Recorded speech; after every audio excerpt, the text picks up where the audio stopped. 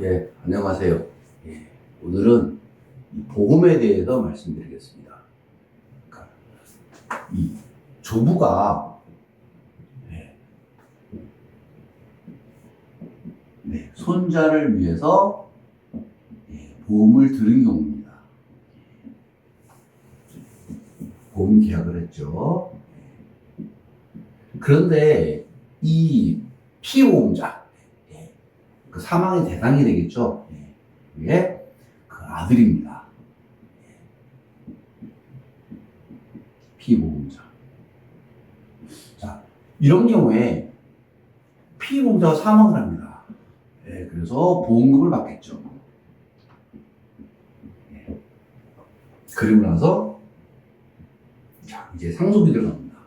요건 이제 끝났습니다. 그럼 이제 사망을 합니다. 그러면 여기가 상속인이 됩니다. 그렇죠. 대습상속인입니다.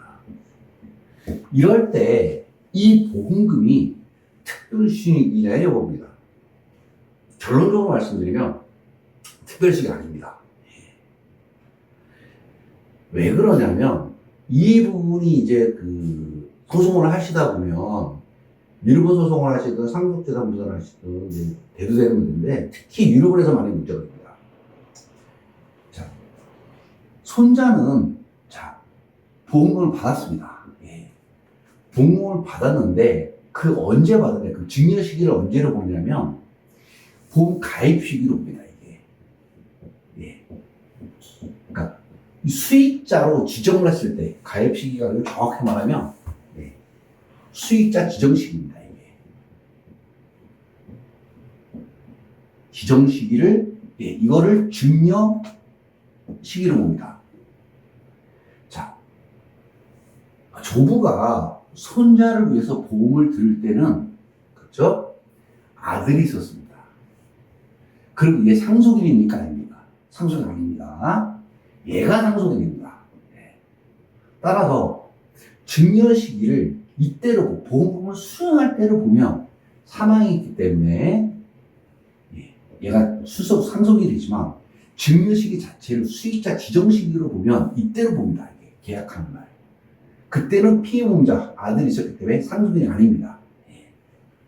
그러다 보니 이거는 특별수익이 아니라고 봅니다. 왜냐하면 제3자이기 때문에 1년 이내 또는 악의의 증여, 유류분권자를 침해할 의사를 갖고 한 증여만이 특별수익이 됩니다.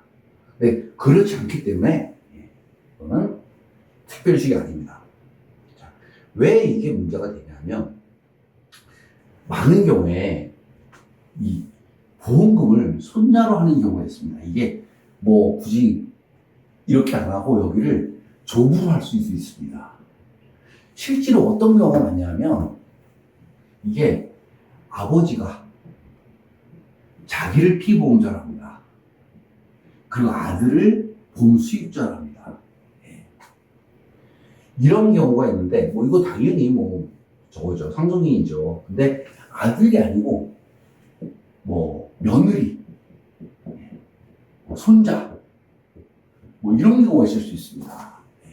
아까는 여기 이제 뭐 그 아들이었죠. 근데 건너뛰어서 손자로 자기가 하고 이런 경우에도 증여 시기가 여기기 때문에 수익자 지정 시기가 되기 때문에 이거는 수익하는 날 이게 증여 시기에 상속인이 아니라는 겁니다. 상속인은 여기 보면 아들이 있거든요. 아들이 상속인이기 때문에 상속인이 아닙니다. 실제로 유류분 사건이나 이런 거에서 많이 봅니다. 피보험자 되시는 분이 자기가 보험 가입하고 수익자를 뭐 손자로 하는 경우가 많습니다. 이런 경우에 이제 1114조로 간다. 그러니까 1년 이내 증여만 이 규정을 적용했을 때 특별수익이 아니게 됩니다. 이게. 그래서 그런데 이제 이게 문제가 뭐냐면 조부가 있고 있죠. 아들이죠. 자, 이런 게 있습니다. 피상속인이 손자한테 준 건 증여가 아닙니다. 그런데 손자가 아니고 그 아들한테 준 거나 같다면 이걸 아들한테 증여한 거로 볼 수 있다. 이렇게 이제 대법원 판례가 있습니다. 그런데 이런 부분들은 사실 약간 충돌하는데 이런 보험에 관련된 거는 지금 대법원 판례가 두 개가 나왔습니다. 이게 두 개가 나왔기 때문에 아마 상속인의 배우자와 직계비속에 대한 증여 판례는 아마 배제가 될 것으로 봅니다. 보험금에 대해서는. 보험에 대해서는. 네. 자, 뭐, 요렇게, 근데 이제 이런 건 있습니다. 만약에 이게 아들이 사망했습니다. 네. 그래서 여기가 조부가 자기를 피보험자로 하고 손자를 이제, 여기 이제 아들이 엄상통입니다. 사망하는데. 예. 뭐 유복자일 수도 있고, 예, 이런 경우는 당연히 이건 특별식입니다. 왜냐면 대습상속인의 지위에서 받았기 때문에, 이미. 예. 그래서 보험 같은 경우는, 자, 설명을 해드리면, 정리를 해드리면, 이 하나가 대법원 판례가 두 개라고 말씀드렸는데, 하나는 뭐냐면, 의사입니다, 의사. 의사가 내연녀를 수익자로 지정한 사건입니다, 이게. 예. 그래서 보험금이 발생한 이제 사망보험금이 나왔는데, 증여 시기가 언제냐, 이게. 증여 시기가 문제됐습니다. 그때 수익자 지정일이라고 왔습니다. 네, 수익자 지정일. 마찬가지로, 그러다 보니까 이게 1년 이전이 되어버립니다.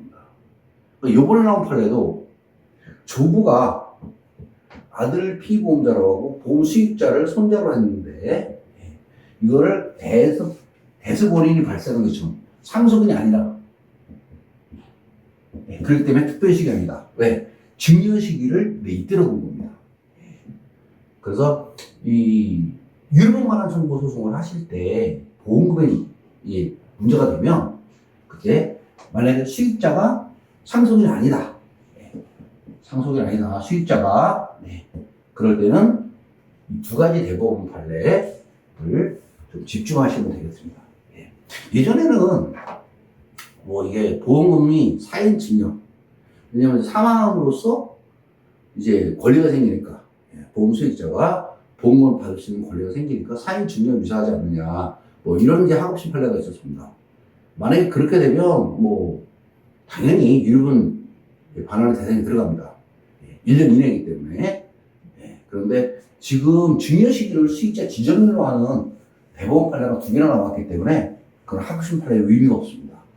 그래서 앞으로 유류분 소송하실 때 수익자가 상속이 아니라면 언제 수익자로 지정이 됐느냐 이거를 봐서 특별시 여부를 판단하시면 되겠는데 대부분 아마 안 될 겁니다. 왜냐하면 거의 1년 전이거든요.